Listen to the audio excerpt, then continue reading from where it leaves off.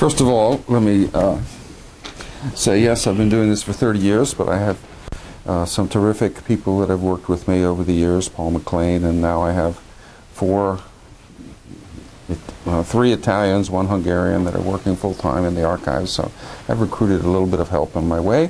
And besides, this is Florence. It's fun. It's a beautiful place. If you've ever been there, it's gorgeous, so it's not all labor, but I do love the archives. Okay, so what I want to do is, this definitely is in the work in progress sort of category, and I want to sort of string together 4 topics that I think are all deeply associated with Renaissance Florence, but are, you know, maybe not always linked across the 4 tightly, and I'm not sure I'm going to be linking them tightly across all 4, but I do want to put on your agenda how to think about the following 4 things: art,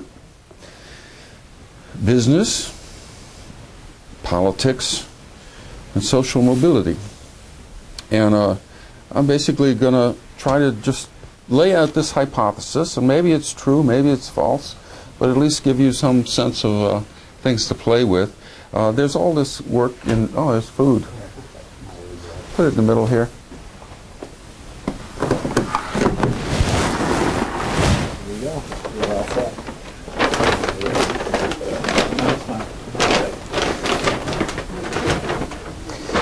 There's this, you know, famous development of linear perspective in art that Amy knows about more than me, and she will educate me at great length, I hope.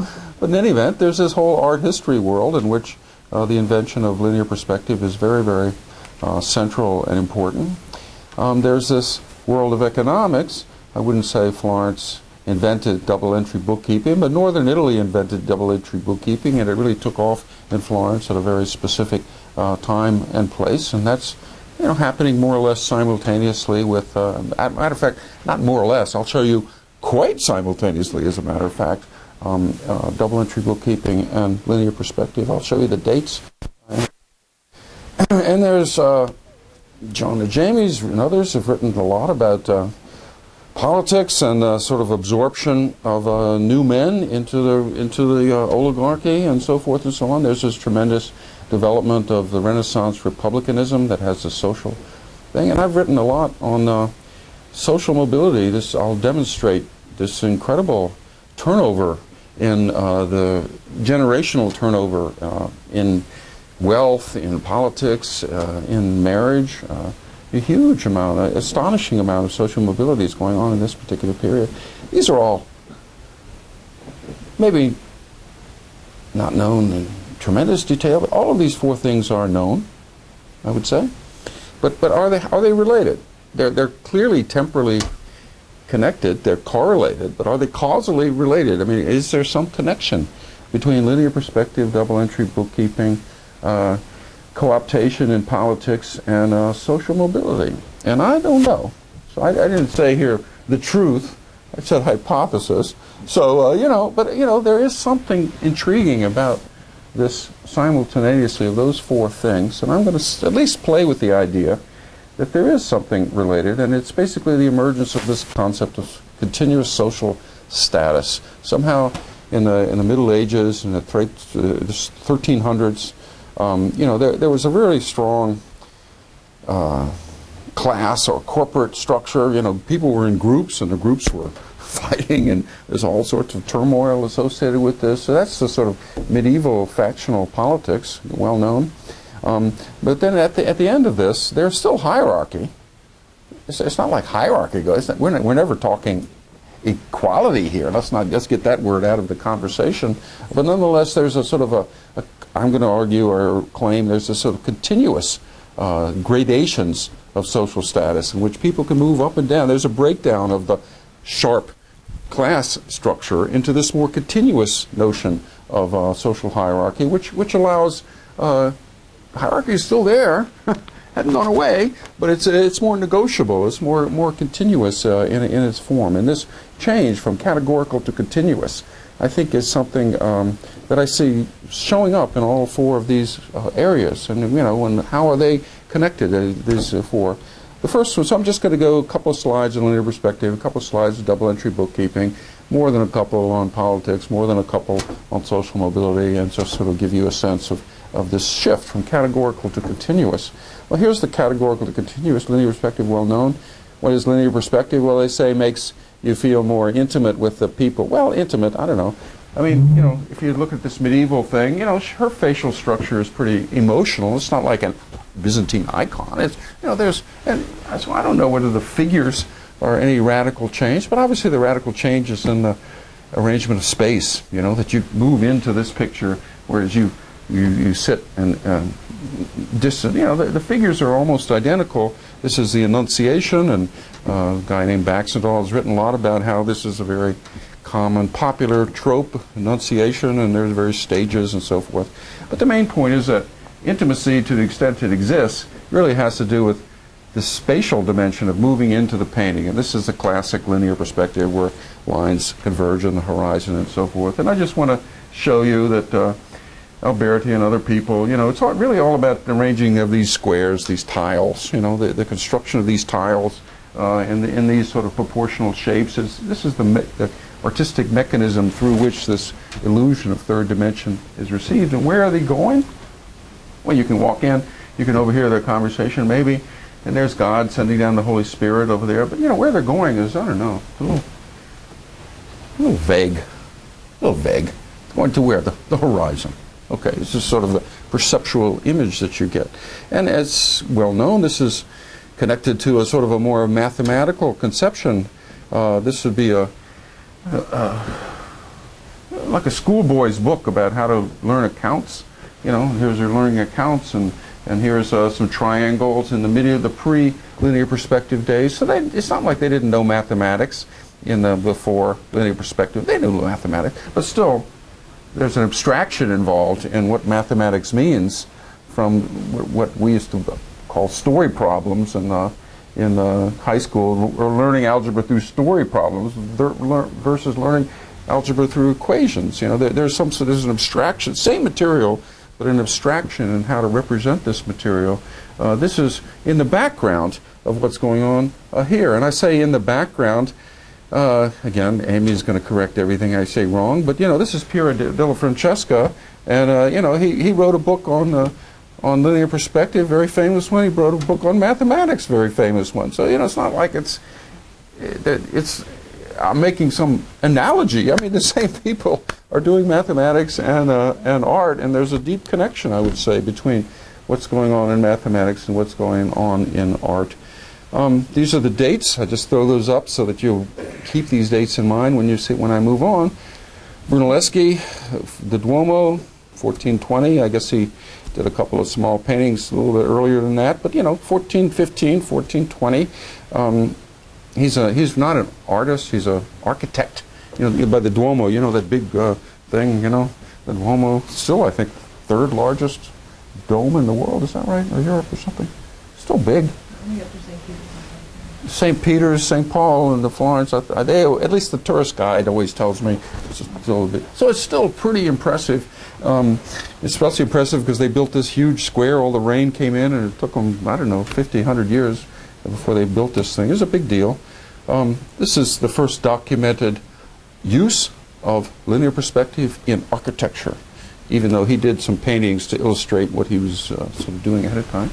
Masaccio, the famous painting in Santa Maria Novella, and this is the first book that was actually written on the subject. So linear perspective is coming in. Now, there was Giotto, and there were people before who had some intuition about this, but you know, these lines actually hit.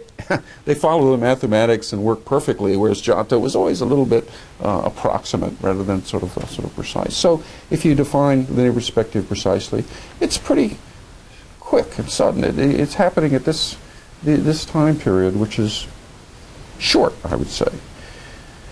So I just throw that out. I'm not explaining anything. I'm just telling you what the dependent variable is. I'm trying to say this is the dates. Pay attention to these dates. Is it an accident that this is happening at this particular time? I say no.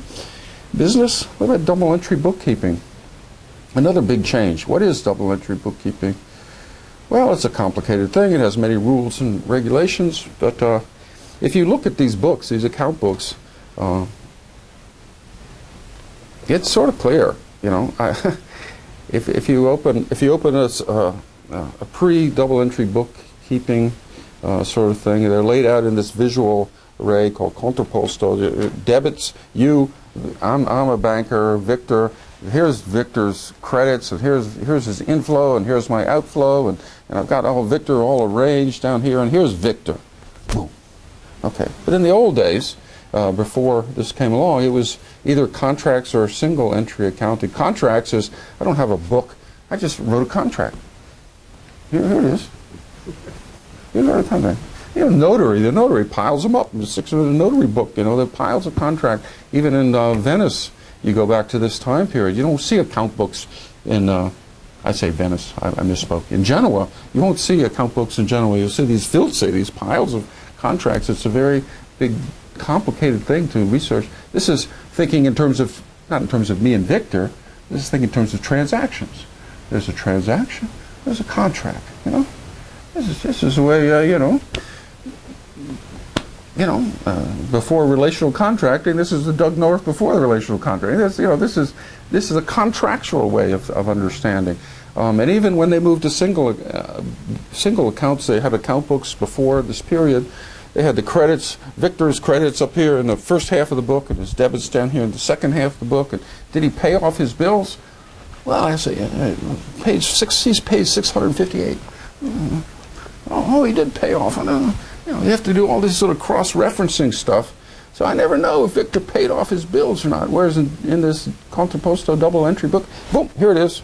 Sum, total, it's all in sort of Excel sheet format.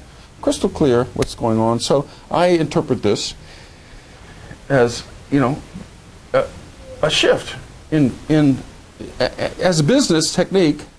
It's all about, adding things up and inflows equal outflows and so forth. But as perception, as my perception of what business is, this is a shift, I claim, from transactions to relations. From thinking about relations and transaction, thinking about business in terms of a series of transactions which have to be settled, to thinking about this two ongoing flows.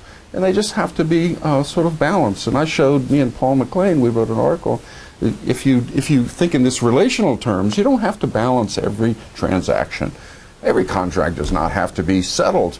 Maybe you don't settle your contracts.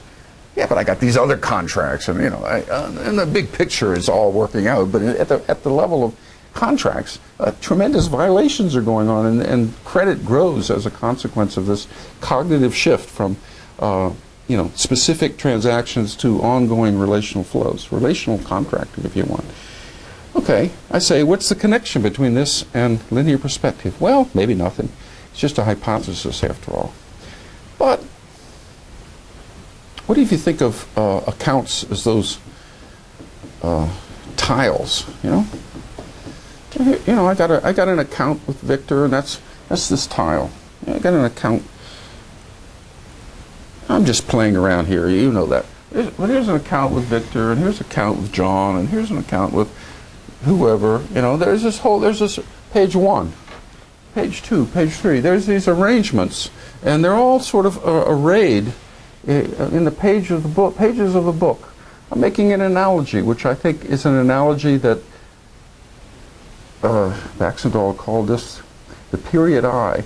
The period eye. If you see painting as a businessman would see painting, then maybe there's a sort of a connection between the way you array people spatially on a painting and the way you array people in a book, in an account book. And it's not, the account book is not thinking in terms of contracts. I said this before, transaction. They're thinking about what's my flow with you and how does this relate with my flow of you. And it's all adding up in a sort of there's a sort of an analogy. And I'm just hypothesizing, like Baxendale. It's really not mine, it's his hypothesis, that painters come up with linear perspective because of internal art historical reasons, but the buyers, the businessmen buying the art, think, oh, this makes sense to me.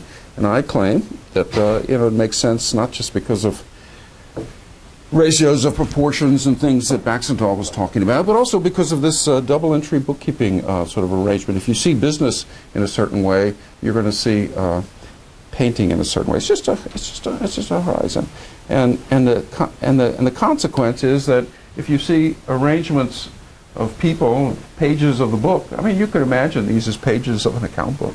You know, the point is it induces this line of entry.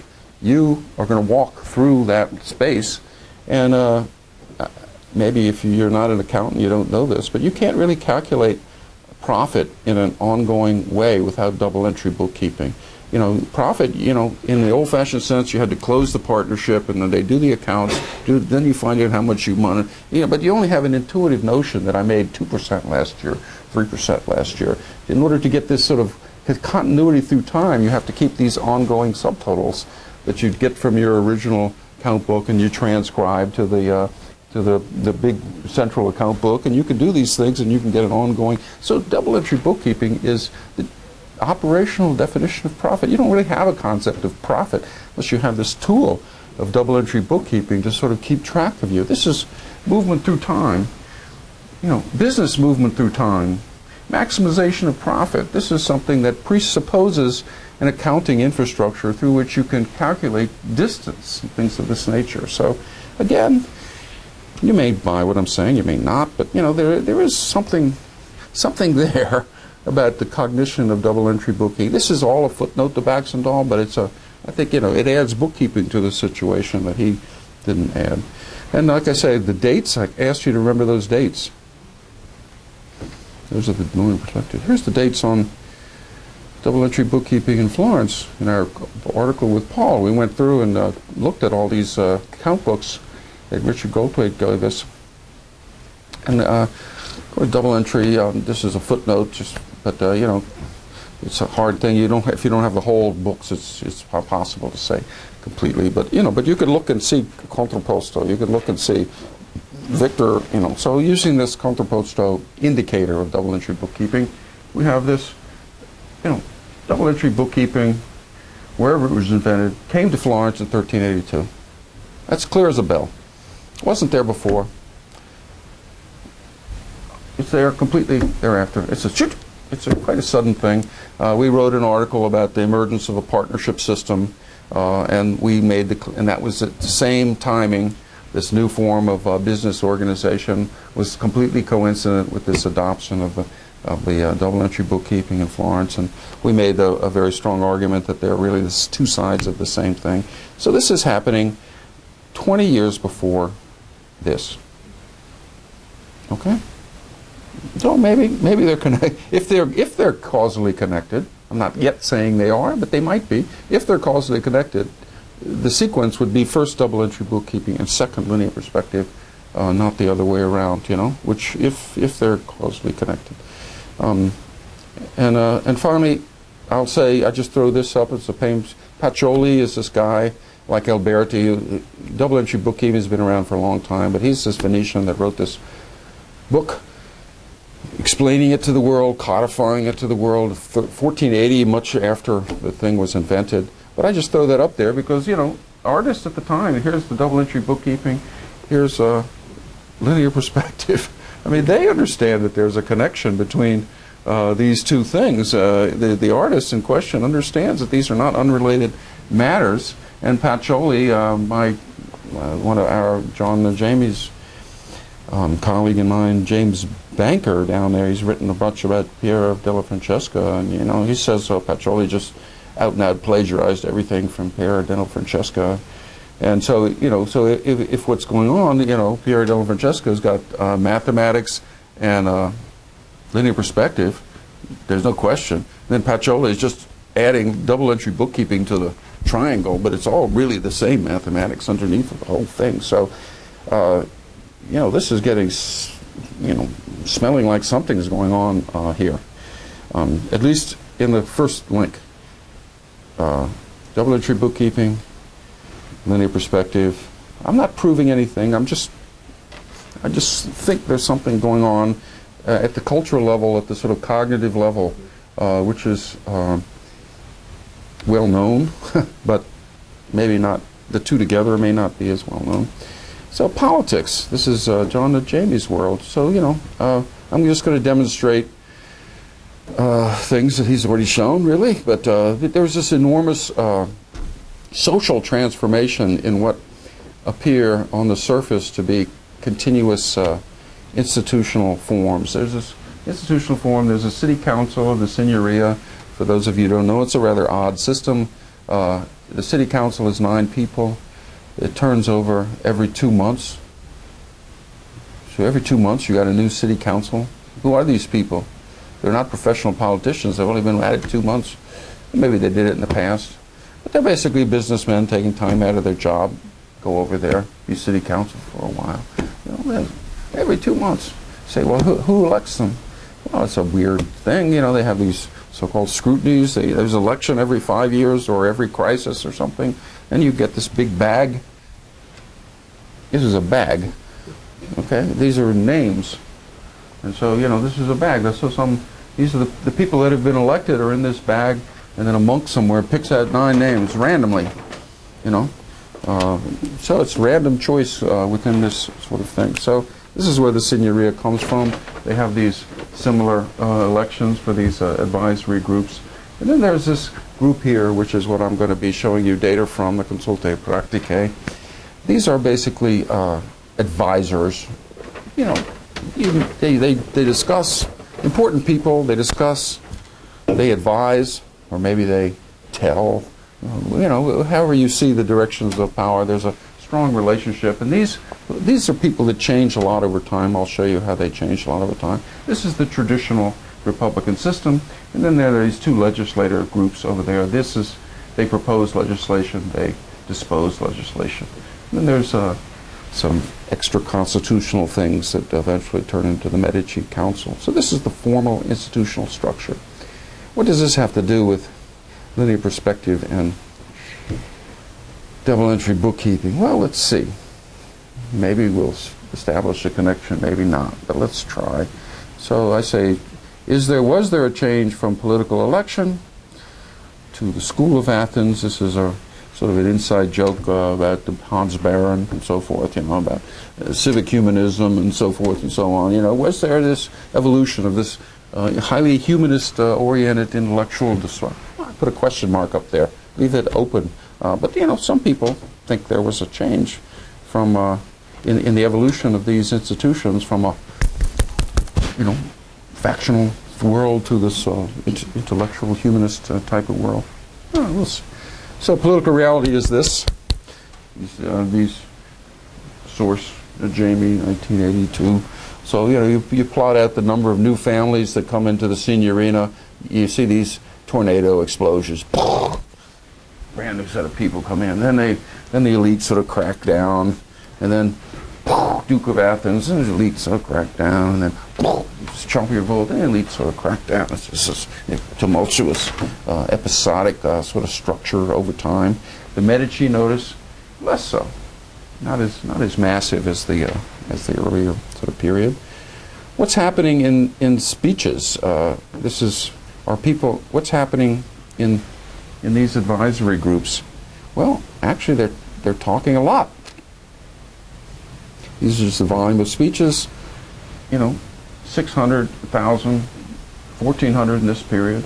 There's a lot of discussion, a lot of activity that me and Ms. Catalin Prajda and I have coded up 60,000 speeches over this sort of time period. One of these large data things, you know, talk, huge volume. And what is it's very, very active. The Medici come along, smash it. Medici come along, smash it. So there's these efforts to crack down occasionally, you know, but then they pop back up. It's so-called Republican reaction. Savonarola, if you've ever heard of him, pops back up. But it's this tension between this high level of discussion and an occasional sort of crackback.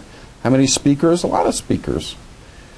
Maybe not as much as you want. Maybe you'd like the whole population. Of course, this is an oligarchic, elitist world we're talking about, but still, you know, 100, 250 people, distinct people engaged in these debates, or if they are debates or discussions or something, again with crackbacks. So there's a lot of activity here. Who are they? If you look at the social class composition, Popolani are the sort of the leaders, the people who established, consider them the ruling class if you want to. And then the new men in green, and then there are magnates and various people down here. Basically, okay, all hell breaks loose in the Champi Revolt, But after that, there's a reversion, which you've written about, a reversion back, but then a gradual fusion.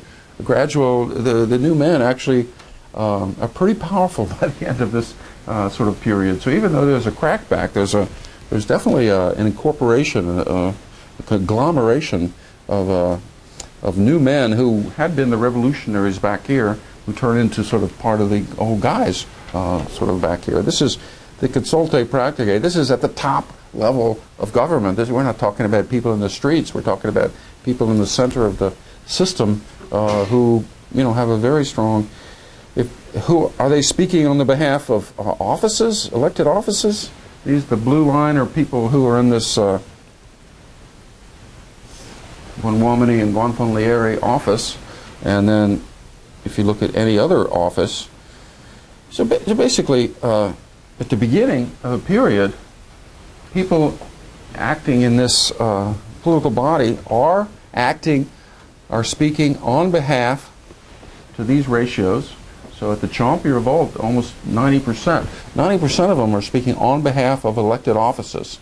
Okay, so they are elected officials, and they are speaking on behalf. They're not signoria, they're not city councilmen, because they're advising city council. They're other elected officials. They're speaking. It's a very much of a republic system. But over time, you see that goes away. The speaking on behalf of an office sort of declines over time. And who are they? They're just so-called aroti, or chosen. They're people that are chosen to speak, and they're speaking on behalf of themselves. They're standing or something. They're not speaking on. So you might say democracy is, you know, in the sense of actually being elected to speak on behalf of someone is definitely going away. But on the other hand, they're speaking a lot, and they're becoming. It's unclear who are they. Who are they? Who are they? Well, regimento. This is persons previously in signoria, persons previously in signoria, Bonwomini and Gonfalonieri. So there's that Champi Revolt. So get rid of those old city councilors. To hell with them. We're not going to listen to them. They're booted out of informal discussions as well as. But if you look at the green line, these are all speakers who had been in office. So they're not currently in office, but they had been in office. So you know what this is there's like a group. This goes back to the this is, you might say, in support of the School of Athens idea. There's this group of people who are no longer actively speaking on behalf of any election that anyone invited them to. On the other hand, they had been in election. It's like the emergence of this elite group that has been anointed by a previous election, and now once they are anointed, they are in the Holy Land. They are a status. You know, we are ex-members of this group, and that is the group that always almost 100% of those people in the consulte practicae had been elected, and so the definition of an office changes from being a set of offices to a set of people who had been anointed as an office, who then continue in this oligarchic structure. Is this a question? What's the scale on the left? 100%. 90% of the people, 90% of the people who spoke in the consulte practicae that year had been in one of these three offices in the past. About 0.9%, 0.8%, 90%. Right, 90%. Okay. So that they're not there currently, but they had been sometime in the past. You know, they're drawing from a pool, an expanding pool, because the number of office holders is expanding over time. But this is always the pool out of which consulte practicae is sort of drawn. So what do I say with that? Is that connected to linear perspective? Is that connected to double-entry bookkeeping? Well, what it's connected to is this emergence of this set of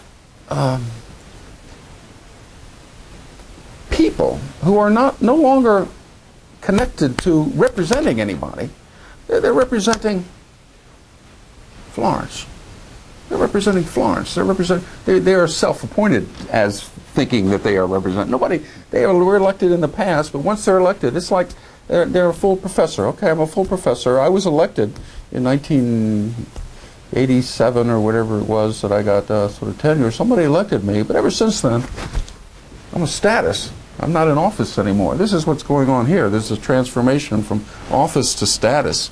You know, is this connected to linear perspective? I don't know. But is this connected to double entry bookkeeping? Oh, yeah. Oh, yeah.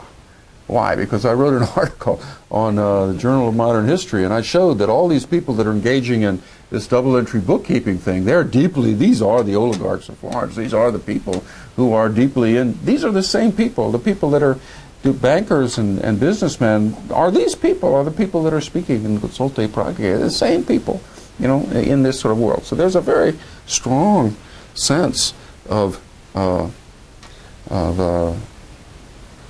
an elite, you know, very strong sense of an elite, but it's not a tiny elite.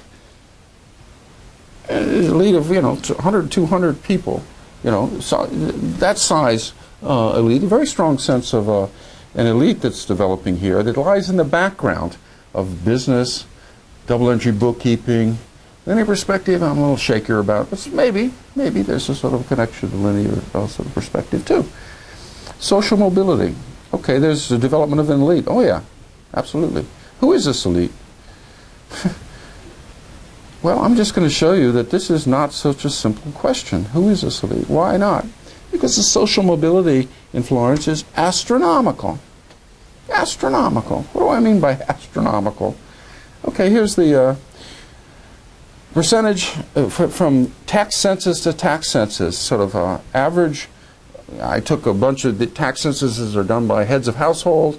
I aggregate them by lineage. I say, what's the average wealth in a lineage? The Medici, the 30 Medicis, you know, they all have different wealth. What's the average Medici household income? And then how does that change from one generation to another? Answer.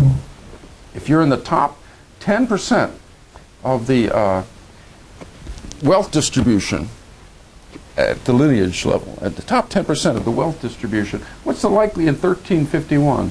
What's the likelihood that you're going to be there in 1378, the generational, what's that, 27 years later? What's the likelihood? Answer, 35%. In other words, 35% chance to keep your position at the top 10. This is not like the Rockefellers. Or to say it the other way, 65% chance of losing your position at the top. Okay, well maybe that's because I have too tight a definition of 10. Let's look at 25%. That's not even the elite. That's the top quarter of the population. Now we're talking about the upper middle class. You know, what's the likelihood of if you're in the top 25%? What's the likelihood of it changing with 1351? Answer, 45%. In other words, 55% chance you're going to lose your position at the top 20. And that's huge. And you know, it goes down, never gets above.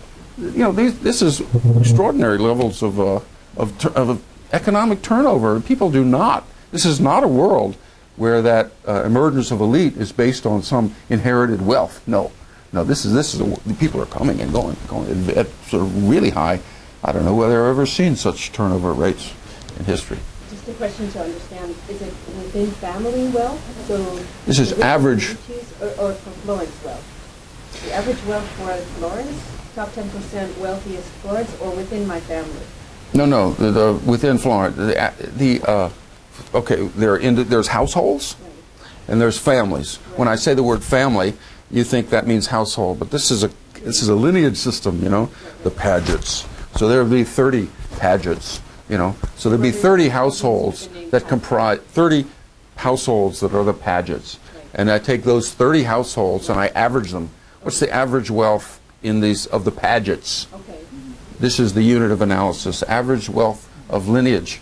So okay. Brothers, cousins, uncles. All that would be better or worse within the family. That could be true, but that's not what this is saying. What this is saying is comparing one family or lineage to another. So how do the knees, all 30 of the knees, compare to all 20 of the Padgetts? You know, okay, well, Padgetts were on top in 1351, but oh, there goes the knees. You know, he's so sharp, and I went way down. And so this is at this sort of lineage level of analysis. So this suggests there were not aristocratic clans and families. If you define that by wealth, no. Now, of course, Florentines would say, oh, but there are. But by wealth, no. There was not there's actually not a great continuity in wealth through time. And of course, this has something to do with it being like China, there's people coming and going. There's this sort of a quasi-capitalist society where money is being made and lost at breathtaking rates, So there's huge amounts of money and heavy concentration, but it doesn't maintain itself over time because people are coming and going. Even the Medici Bank went out of business, So went bankrupt. And so this sort of turnover is very, very high. It's just really high. You can say, okay, well, that's because of capitalism, or whatever you want to call it. I don't know what you want to call it, capitalism, but something economics. Okay, but look at that city council I just mentioned. Of course, this is related to this John's graph. Is related to this phenomenon that I've already pointed to. What's the probability that you maintain yourself in position in the city council? Political continuity as opposed to economic sort of continuity. Answer: not much. So probability if you have on average the likelihood of being one member in a city council in the household over this time period. So that's a pretty low level. In a 20-year time period, do you have one member, at least one member?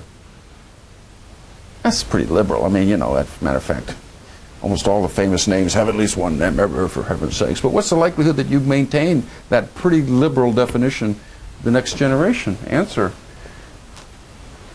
30%. Same numbers. What's the likelihood of you staying in city council from one time period to another? 35%. Loosen it up, 50%. How can there be? What sort of elite is this? That has all this turnover coming and going. And the answer, why is it so low? Well, the answer is it's so low goes back to this graph.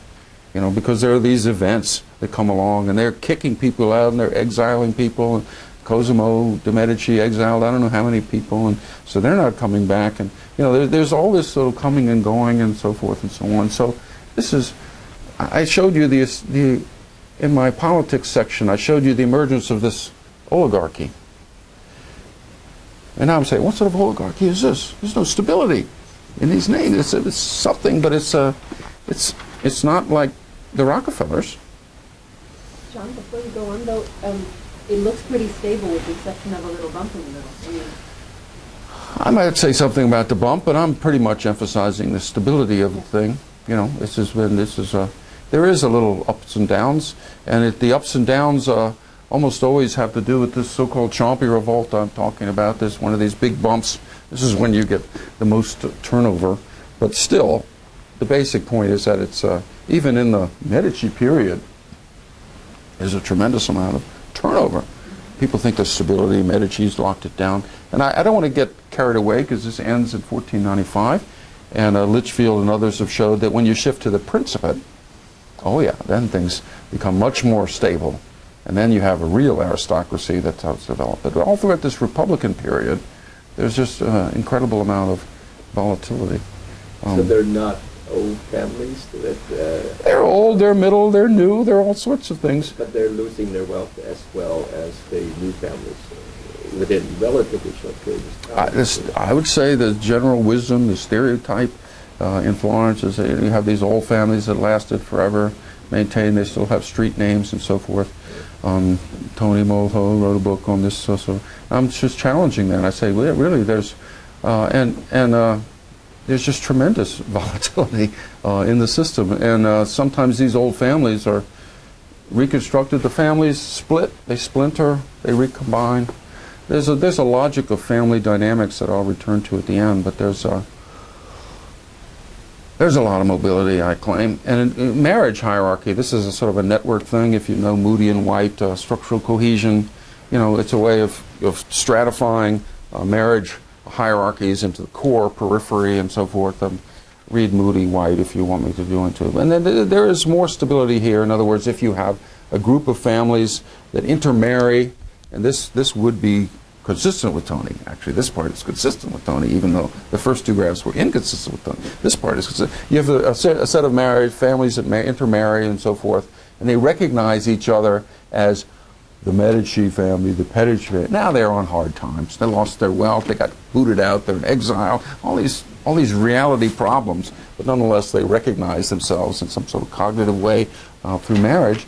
You know, it's pretty high, much higher than, but they're opened up, again, always in this choppy period. These bumps are always in the same period, the choppy period, things change. But then they reestablish in the Medici period to a level of stability. So this is not always unstable. This is stable, unstable, stable. It shows a pattern a little different than the previous ones. I need a little help understanding. Within core equals cohesion. Yeah, that's social science jargon. By component. What the hell does that mean? Probably doesn't mean what I think it means, equals cohesion of two points. Yeah. Back that for total amateur like myself. Yeah. This just has to do with this Moody White thing. A component means how many people can be connected through marriages. So say you know, you four are married and we four are married. That would be two components. One component, married. That means that I can travel on the network from you to him. I can't travel there because there's no connection.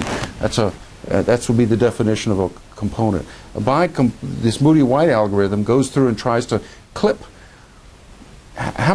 what's the minimal set of networks that I can clip to break it into pieces? Can I take a cohesive thing, clip, break it into two, and then can I take that, clip, break it into two? Density. What is the density of interconnection? This is their definition of a core. A core is a set of people that cannot be broken apart, you know, because they're just too massively sort of connected. This is an algorithm that sort of establishes the coreness of a system based on how many scissors you have to do to break the thing apart. You know, so I don't know whether that's helpful. Maybe that's still too much jargon. Okay, but it's then the next part. But then cohesion level of 2, which means you only have to take two cuts from the system, and the thing will break into 2. And 4 means you have to have 4 scissor cuts to break it into 4. So it's you know, much tighter. This is a loose sort of a looser definition than the other one. So it is jargony. It's a social network stuff. But this is showing that in both groups there was a decline in the number of decline in how tight. Percentage of families who stayed in the same marriage. I don't know what you want to call it. You'd say strata, but percentage of families who stay in same marriage strata defined in that way. And then it increases in the 15th century. So in other words, when it's low, that means the system is more fractionated. Right. You break it into outside their social. Well, they're just marrying more in clusters, not integrated across the city. They're marrying more in clusters down here, and then they're marrying across the city up here. So this would be a social network citywide elite, and this would be a fractionated elite. Pockets, you know, Santa Maria Novella or something would be intermarrying. Okay. So this is just now I want to go back here with the puzzle. On the one hand, so just to set the stage, the political part I told you, consulte practicae, that's really a statement about the elite, you know, the political elite, 100, 250 people running the show. Now I'm talking about the society at large, you know, much broader set of trends on which this elite is sort of sitting on top of these very deep, broad social phenomena that are going on underneath the scene, underneath the level of the consulte practicae. And the puzzle is the following. On the one hand, high intergenerational mobility. That's what I just showed you. What sort of an elite is this that's turning over so massively? On the other hand, elitist marriage closure on 3 status dimensions: wealth, politics, lineage, age. What do I mean by that? What I mean by that is that if you do these regression analysis, I'm sorry if I use statistics, but you know, regression analyses, and you say who is marrying whom in this broad network, well, you're going to find 3 things. You're going to find status. So these magnates are the highest status people. They're really intermarrying each other. You know, these are people who, by the way, are politically out of it. They're sort of exiled, but nonetheless, I always call them the White Russians of the story. You know, they lost the revolution, but they're really, they think of themselves as, you know, big shots, you know, aristocrats. They are definitely hanging tough. Neighborhood, same quarter, same neighborhood. These are all significant, but notice they go down. So there's a linear trend for neighborhood to become less and less and less significant in marriage. You know, this is associated with this becoming more open rather than sort of closed. Wealth, do the wealth marry each other? You betcha. If you're in the top 10, the male and the female are both in the top 10% of the wealth, massive intermarriage. If one is in the top, female's the top, bottom, negative slopes. So huge. The rich marry the rich, big surprise. The only trick, of course, is that who is rich is changing dramatically. But nonetheless, each time period, the rich get together and intermarry. And politics. This is the Black Guelphs. This was the original old sort of faction, and then the anti-Ciampi is the winning faction, and then the Medicians over here. So whoever is like the dominant political factional membership, they intermarry. So high status people intermarry, high wealth people intermarry, high power people intermarry. This is Weber's class status power. Weber's class status power. So every one of these dimensions, they're intermarrying like crazy. So what? That's not surprise. That's like, well, duh. Sort of obvious. The puzzle, at least looking at this without knowing the details of this history, or even the not so detailed aspect of history, is that you suggest an economy that's growing rapidly and an open access to a wealth-making process, and there's a lot of churning among this process, and then a stable social elite that throughout this period seems to maintain good boundaries. Yeah, well, you're right on my wavelength, because what I'm trying to set up is that puzzle. I'm trying to say, on the one hand, people are behaving very conservatively. You know, the wealthy guys want to get together through marriage and lock it in. Yeah. And the powerful people want to get together and lock it in. And even those old white Russians, they want to get together and sort of lock in their status. But it's not working. Okay, so it's not working. But behaviorally speaking, right, they're trying their damnedest to create a tight league, and it's not working. That's the puzzle.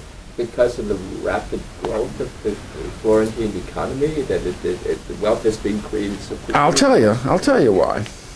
That's why. Obvious? I'll tell you why. Okay. I'll tell you why. Because you look at the correlation across Weber's wealth, status, power.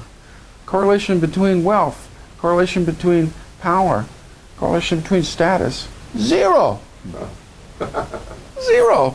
The wealthy people are not, unlike your intuition, the wealthy people are not the powerful people.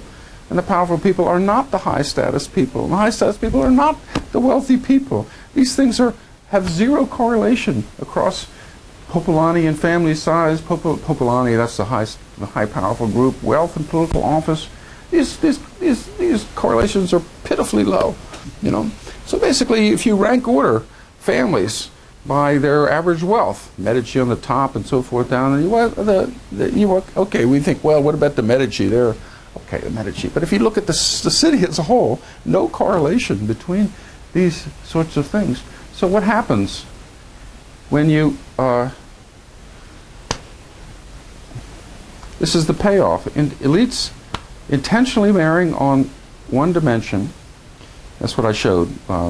Wealth marrying the wealth, powerful marrying the powerful, high status marrying high status, has unintended consequence of marrying parvenus on the other two dimensions. So it means that okay, we want to arrange. We're patriarchs, and I want to marry my daughter to your son, and so forth. And so okay, we're the wealthy people, so let's get together, Victor. Yes. Here's my daughter. Okay, handshake. Okay, got it. But the problem is that because of this zero correlation, I'm marrying you because we're together on wealth, but we're actually not together on power.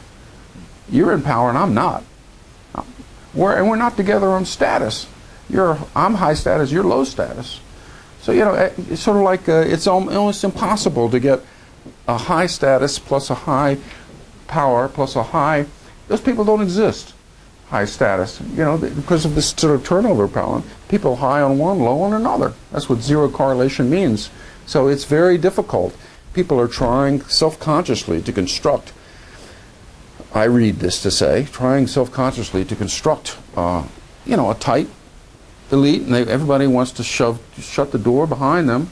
I use this metaphor, closing one door in front of you opens two doors behind you. I don't know if you like that metaphor or not, but I'm wealthy, you and me, we're gonna lock in wealth. Boom, lock in wealth. But at the same time, I've just opened the door to social mobility on the other two dimensions. You know, because you're in power and I'm out of power. So we're endogamous on wealth and exogamous on the other two dimensions. And so this, any time people try to lock in things, they're opening the other doors for mobility. So what I say is going on is that they're reproducing social mobility by virtue of trying to stop it.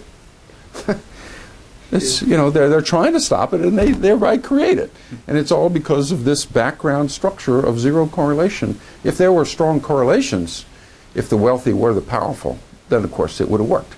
But because there is no correlation, then it has this completely unintended consequence of this huge social mobility machine, driven by what? Driven by the desire to stop it.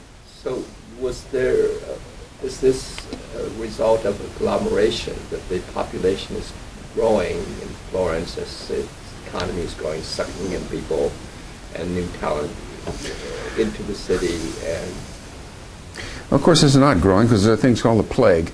You know, it's all 60%, and the population is shrinking, actually, you know. Then they got immigration, so, you know, plague, bam, immigration, boom, bang, bang. You know, there's tremendous demographic catastrophe in the background at all times. They're always, you know, pumping out close to the biologically maximum number of 20 kids, of which maybe 10 survive, things of this nature. So it's, but, you know, what I think is the driver, and let me just finish this and then I'll, but I think basically the driver is, goes back to this, the Jamie diagram. You know, there are these explosions of huge magnitude, especially in the 1300s, you know, which are just enormous instability in politics, enormous instability in who's, and these are explosions. But you know, one has to remember that this is not just some people that are in or out. These are people who were first admitted. So that means this is like a cohort that goes through time. You know, the Chompy cohort just sort of goes through time, you know, and they persist in its position. And when you shift to this oligarchic move of going from political offices to ex-political offices, once you go to ex-political offices, then the continuity of cohorts persists through time. You know, you've rationalized this group that had been the revolutionary into being this same set of families is over here, and it's now the sort of co-opted elite. You know, so you have this absorption through time of these cohorts. So this is not just a contemporaneous thing. This affects the political demography of the whole system, and so this history is in the background of this absorption sort of process and this low correlation sort of process. Finally, my last diagrams. Percentage of households with last names. This, you know, often they have John, son of Paul, shoemaker, no last names. Emergence of a lineage itself is a claim of legitimacy. This goes from 30% of the period up to 50% of the period. There are a lot of people, a lot of small fry, maybe not poverty people, but middle-class people who are taking on new names and absorbing. There's a big growth in this sort of process of establishing of new names. And if you measure that by social class, the old magnates are actually shrinking, and these other groups, smaller groups, are rising. You know, what I'm saying is this is the diffusion of a patrilineage model that's based on these old White Russians, that's sort of going down into the society. And the paradox is that the old Russians are disappearing. So this is the diffusion down of a conservative patrilineage family model, which itself is disappearing. It's sort of like a volcano, you know, everyone's going up, up, up, but then the peak is collapsed. So it's a, I say this is an indicator of, I put all this up to make maybe a following point. What is an elite?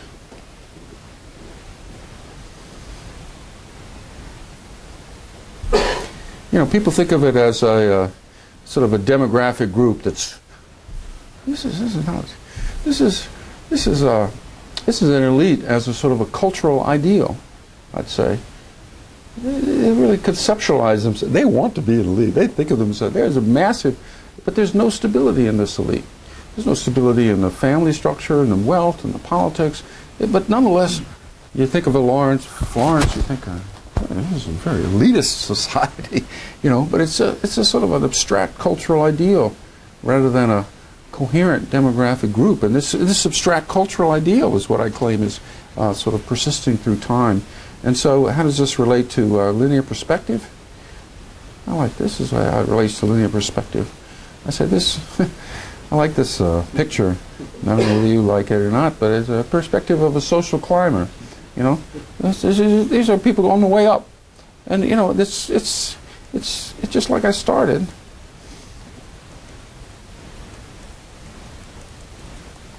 Except that's horizontal, you know, you're going out like this. Whereas the second one is sort of vertical, sort of going up, but it's all linear perspective. And where's it going? Where are you going, this social elite, social climber? Well, this is about as vague as the first picture was. It's not at all clear what the destination is. It's just that you're going up. That's the main thing. You're going up. This is the whole point. Go up. Wait, to what? You know, this is a sort of a visualization of what you wrote about in your last chapter of your first book. You know, I think sort of a social climber being absorbed into this sort of system. You know, again, this is not proof. It's just still linear perspective. I'm not that old. Hmm? That was my grandfather who wrote that book. I'm not that old. Okay, that's right. Where are you going? Up there to the glorified heaven of profit and political code. So you're going up to heaven, and what do you see? And this is my sort of joke slide. Well, you see yourself.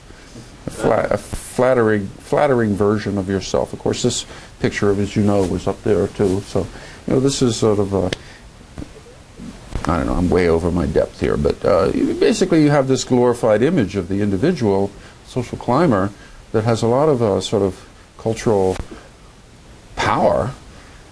You know, and this is an incredibly culturally powerful metaphor. You know, that far lasted this sort of time period, and I think it's a product of applying this perspective to a glorified version of yourself. But this guy, of course, is a new man. He's the social climber. Here's the Popolani that's sort of anointing him. You know? This is this patron-client relationship here. So that's it. Question. I'll leave that on the board. That's my payoff.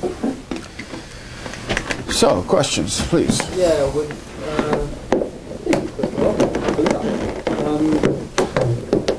when you made the analogy between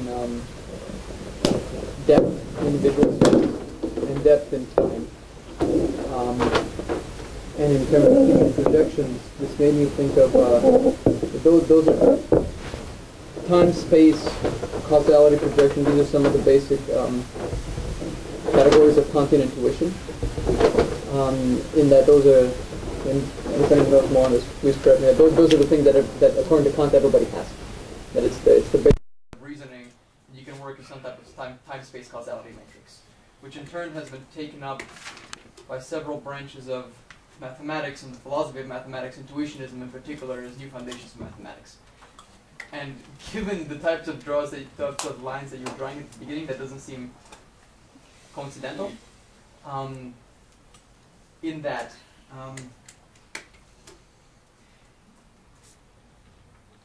it should be the case that if we can, if certain conception of time and space are arising in mathematics and art at the same time, then in the 1420 concepts, we should also find them in theology and philosophy, and we should be able to categorize them according to something like a Kantian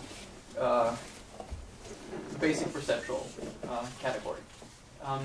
Do you see the same trends happening in theological and or philosophical writings coming out of Florence in that same time? Because it's still the monks that are writing about everything, more or less, or their friends. So is it? Do you see this also happening in other fields like that? I'm not really an expert on these other areas. I would say, and maybe John and Amy can weigh in at this point, but I would say in religion, no. You know, when I think of religion in this time period, I'm thinking of I don't know, the Franciscans, and then I think of Savonarola, and I think of these people that are reacting against this, as a matter of fact. I mean, Savonarola, if you don't know who he is, he's a sort of a Luther type of guy, very Calvinist, Puritan, anti-everything I'm talking about, you know. So, that's not everything. There's a lot going on in religion, but certainly the really most famous person at the time period was a reactionary compared to this sort of thing. So that's a little bit of a glitch in your hypothesis, you know. So I'm not positive about whether religion fits or not. I don't see it yet. And a lot of the logic, Thomas Aquinas would have been closer to this than anything happening in this time period. You know, logical reasoning systems. These were much earlier than that. You know, so we're talking about the times are not in line. Would it be a problem if when you look at with the political philosophy, you know, there's Hans Baron, this guy I referred to, and then there's this rise of humanism and Leonardo Bruni and people. So there's a big famous school of thought which does very much connect that political philosophy to that, especially that consultae practicae set of sections I was doing. So there would be evidence on that front for your hypothesis. Right. So religion, yes. Religion, no. Political theory, yes. Is my quick answer. But if you want to add anything. I mean, one thing I could add about Florence in the early 15th century is that it's a society of readers. And I heard part of your question. I was actually wrestling with that, Trey, when you were asking it too. But I mean, there's a tremendous interest in philosophy in a lot of different areas. I mean, if you think about interest in vision, for example, there's huge schools of people who are interested not just in perspective, but in the philosophy of sight. And they're reading Alhazen that's been translated into Tuscan. And so there's an interest in thinking about how people take in information, how they see physically, and then from that, people become interested in Augustine and all of his theories of vision, ultimately intellectual vision. So there is, at least among people reading in philosophy, an interest in taking information in and thinking about it and imagining things in the future. And I mean, that answers, I think, a little bit of what you're saying, just from a philosophical standpoint. Do you want to challenge my religion no part? Religion, no. I don't see this whole movement in religion itself. And if no, why should the ecclesiastical hierarchy and or writing be so stable when everything else seems to be in such a great flux? Well, not writing. She said in writing. I'm not talking about writing in general. I'm No, just no, talking about religious writing. Yeah, no, religion. I mean theological writing, and actually I want to ask as well in the ecclesiastical hierarchy, was there the same type of rapid turnover? Were people also booting out their bishops' abbots and heads of Franciscan chapters at the same rate, or did that have a stability and no other ones had? Again, we can have this answer, but my response is that, you know, it's very. Alberti was a clergyman. Yeah, but he's still very. A lot of these humanists are writing for the Pope and so forth, and so, you know, it's very. If you read their things, I don't see much religious about what people like him are writing. Yet they are getting a paycheck from the Pope. And so the Pope is supporting all of these. I like to tell the story. Pope Leo X is a Medici guy. He had on his desk, Luther hated him. He was being attacked by Luther. Machiavelli dedicated his his prince originally to one of the other Medicis, and hopefully he was going to pass it on to the Pope. He supported Copernicus. So this is a papacy that I would say has no real obvious intellectual coherency. You know, it's supporting Luther. It's in dialogue with Luther in an anti-way. It's in dialogue with Copernicus. It's dialogue with Machiavelli. It's in dialogue with all these people that are anti-religious. Right. So religion is a complicated thing. I don't know whether you're talking about, you know, it's just many different threads. So I don't know about the religion thing. You, go ahead. Sure, quick question, or statement. I'll be more convinced about the argument when I know that the 10% rise and fall is really a big rise or a big fall, and not just families switching off being in the top 10 or 25%, and then the next phase they're just under the 25%, and then they come back in, so that there's movement, but it's really just the same little pool of people who are just sort of bumping up and down along the edges. boundaries, Well, they're right. bumping down here and they bump. Oh, it's fair enough. Because I if could, people I are could really do going the- from poverty to rich to poor, then it's the turmoil like you're talking about. But if it's the same 25 families, and this time these 12 are in it, and then you know, half of them, 6 are kind of a little bit falling out, and new 6 are coming in, that kind of thing, then it's a little bit less dramatic as a story. And you probably have the information about that. Yeah, I could do the numbers that way. Yeah, I okay. think it's a useful suggestion. Thanks. I think it's going to come out just fine as far as my argument's concerned, but Yeah, it's a good, totally good. useful. I'll be more I convinced. could absolutely do that. Absolutely. Thanks. He was next, and then. Could you elaborate a little bit on, I mean, you don't claim causality, but you can allude to the time, order of things, and so you said like business, was the double bookkeeping first compared to the art innovation, or was the art, so it would be double, okay, so you can allude to that, saying, I mean, I'm just curious if you could elaborate also with the political part, and just like, you know, these 3 things you mentioned up and together, if you have any idea, you should elaborate the causal order of things, and also the kind of like the link between business and art. I mean, I have very little knowledge of this regard what I thought at the time, but a lot of innovation were because of commands from the political, you know, from the Pope, or for like a large noble family, and but there was not so much private art. I mean, in terms of the market, for example, businessmen buying art. So I thought the influence was more for the political field. On art than the other way around. So if you could just elaborate on these like interconnections and the causal order. Yeah, well, I mean, like I say, I'm not going to put them all out, so I'm not going to give a definitive, but I'll tell you what I think. You know, if I look at the sequence, this is all based on the dates. Okay, right after the Chomp Revolt, 1382, 2 things happened. The emergence of this partnership system I didn't talk about. Didn't show a slide of, but I've written about. So the double entry bookkeeping is a flip side of the emergence of this business form called partnership system, which is a breakup of family-based businesses, and sort of like, I call it like a Renaissance version of venture capital. You have a rich person has one business with silk, one business with wool, one business with bank, diversified guy with a rich financier in the middle. I think this is the first mover. Okay. Okay, I think this happens 1382, 1389. This is really earlier than the political. My new man diagram. You know, I have the Chomp Revolt, and then boom, a sort of a reassertion of the Popolani, and then the sort of merger. So there's this boom, boom, that sort of pattern. So in this pattern, where in the political domain, the Popolani are reasserting temporarily control without yet the social climber being absorbed. That's when the economics is kicking in. So I say first mover, economics. This is my impression.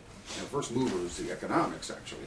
And then after that, a couple of things happen. One thing, and then after this first mover, I think, well, the political social climber and the linear perspective are 2, perhaps unrelated, but nonetheless derived from this first mover. This is my claim. And the linear perspective is based on this period I, this Baxendall type of argument about businessmen seeing reality a certain way, which makes them really appreciate this type of art. This is This is the artistic side. It's not the artists, but the consumers of the art that are that line of causality. And then the other side, the political, the connection between economics and political. My argument is that partnership systems become a new network of this economic network becomes a new social network in the elite. So instead of having marriage and guilds, you have this partnership system. You have a new network in the elite. And this, what is this new network doing? Well, it's cross-cutting guild.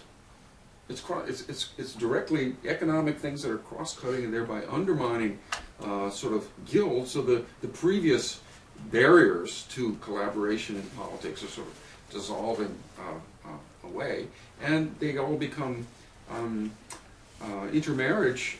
Sort of, I showed sort of has that moment where it sort of opens up before it closes back down. So that's in that same period. So economics, then and then a new type of network in the elite, and an opening up of marriage in the elite. And so all of a sudden this social climbing absorption kicks in as like around 1400, 1410, 1420. That's the period when this social climber vision kicks in. Actually from 1382 to 1410, there's no social climber. No social climber.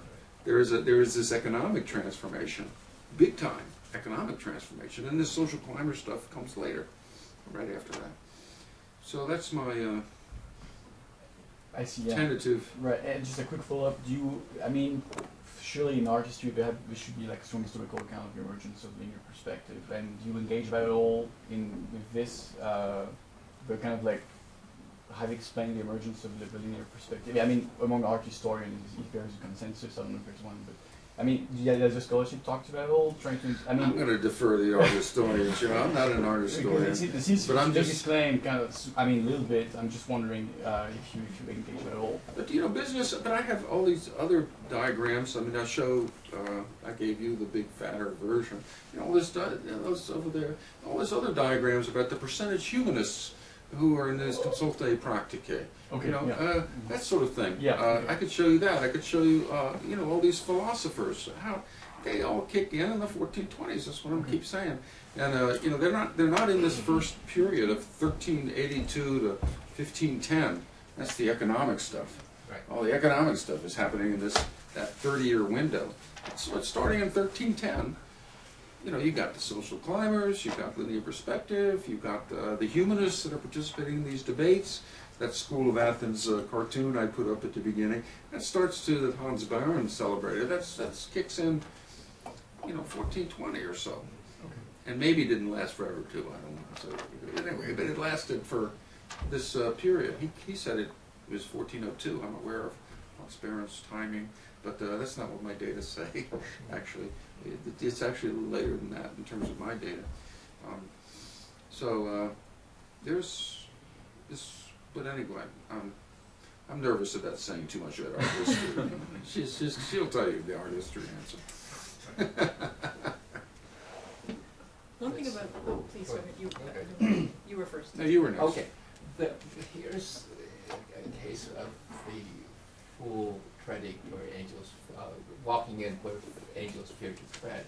Since I know nothing really about the Florentine history other than visits to Florence and reading your work, but a kind of complementary angle to interpret this emergence of double entry bookkeeping, and then decades later the emergence of 50 years later the emergence of linear perspective, that from a Schumpeterian way of thinking about it, that something happened in Florence that opened up the economy to innovation of a modern type, and that there's invention of new form of banking, or innovation in new form of banking, and That something was the Champion Revolt, by the way. okay, Champion Very Revolt, specific. exogenous event, Yeah. and then the entry bookkeeping, which revolutionizes how people can do business and make profit. And I say that absolutely. and this then opens up a process of creative destruction, where things happen more rapidly through successive innovations that includes, you go to Florence and the guilds have orphanages that provide support for people whose parents died in a famine or in the plague, and they provide a basis for them to acquire skills and to then venture into business in textiles and silver making and so forth. And that this then becomes part of the culture of Florence, and that then innovation spills into art, and you have the emergence of linear perspective, maybe independently of the double entry bookkeeping and the advances in the economy, but still sustained because rich people like to buy art. And when you have wealth, that supports the artists, and then they innovate, just like the business people innovate. And then, so you have this tremendous churning and up and downs and uncertainty created by the Black Plague and other exogenous political upheavals. But that this emerges not so much that they're causally connected, but because the whole atmosphere changes, where there is a sense of progress and change built into the city life, and because people are dying, they're rising, they're losing their wealth, but that innovation then is reflected in art and supported by the wealth and new creation of wealth. Objectively, I'm really, old-fashioned in the history world, because I really believe in the Renaissance and so forth, and I sort of verboten a lot of squatters. I absolutely believe in the innovativeness and invention, but I always make the point that the Florentines are fundamentally trying to stop innovation. In this period. I think innovation in what fields? Yeah, exactly. I mean, like, I'll first start with that social mobility point. I made the point, the counter to the point, that there was so much mobility because people were trying to stop it. That was my point. They're trying to stop it. They're trying to stop social mobility by creating social mobility. When they created this new partnership system, I go into the mechanics of it. They're really it was the people who the people who crushed the minor guilds, the Lanawole, the wool people trying to reconstruct a destroyed economy that sort of mobilized these cambio bankers, send them out to Florence. They're trying to put the old system back together, but they can't put the old system back together in the same way because the Kalamala Guild has been wiped out and so forth. So they're creating at the micro level. I believe, this notion of trying to innovate is a very modernist concept that we're imposing back on them. They're not trying to innovate; they're trying to keep the ship afloat, and thereby innovate. But they actually use tools like this is what I'll talk about this afternoon, I guess. But they use master guild apprentice tools in order to construct a new partnership business form. So all of the micro mechanisms of innovation are this using old things for new purposes and thereby create something sort of new. So you say what fields? Well, I just told you two. What's social mobility and economics? These are the case. I'm not as much of an art historian, so I won't venture on that frame. But it's always the fact that there's it's the combinatorics of the system, not the motivation of the people. The motivation, I think, of Florentines is a pretty conservative crowd, yet they innovated massively. Yeah, I think it's an ingenious argument that that the Florentines were attempting to stop social mobility, and in the process, through the choices that they made, actually increasing it or enhancing it. From everything you presented, I'm perfectly willing to accept that. the argument that it comes from certain economic changes in the 1378, 1380, 1382, and after that, is, I'd have to see the details more of the argument. But I think it needs to be said, because the impression, I think, has been left on the table, that the Florentine economy took off and was booming after this period, that there was a period of growth in the 15th century. In fact, the period of great accumulations of wealth in the Florentine economy and of great innovation were in the second half of the 13th century and the first half of the 14th century. The huge banks, the growth of the textile industry, the introduction of silk, the creation of forms of credit and deposit banking. Florence was the first place where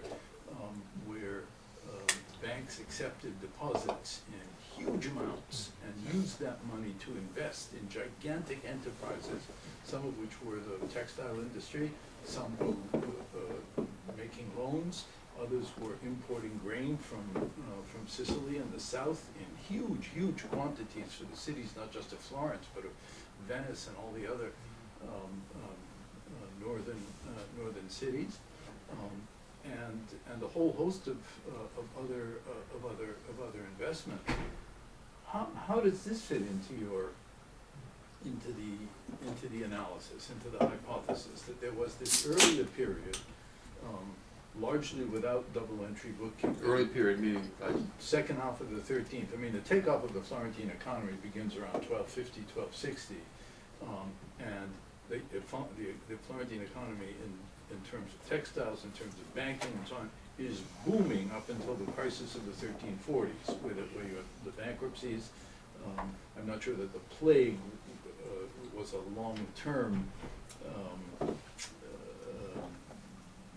had a long-term effect on the economy, but it certainly had a short-term effect. But the bankruptcies and the fiscal crisis that resulted in the growth of the debt. A lot of the families that made huge fortunes in that earlier period, like the Peruzzi and the Bardi and the Acciaiuoli, are good examples of something that you said, families whose names remained prestigious for the next 2 centuries and more, but who lost their fortunes, who were no longer among the wealthy elite.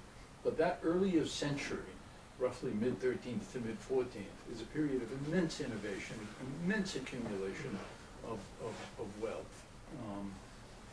But it wasn't accompanied by linear perspective or double-entry bookkeeping. I'm not quite sure whether this is even a problem for you. I'll send you a chapter. Right. This is an earlier period, my chapter 5. So I write about the 1260s period and all through until about 1310. There was this sort of boom sort of period. So yeah, that's the invention of international banking, and the wool industry comes in, and all these things that you're mentioning. I have a different story about that.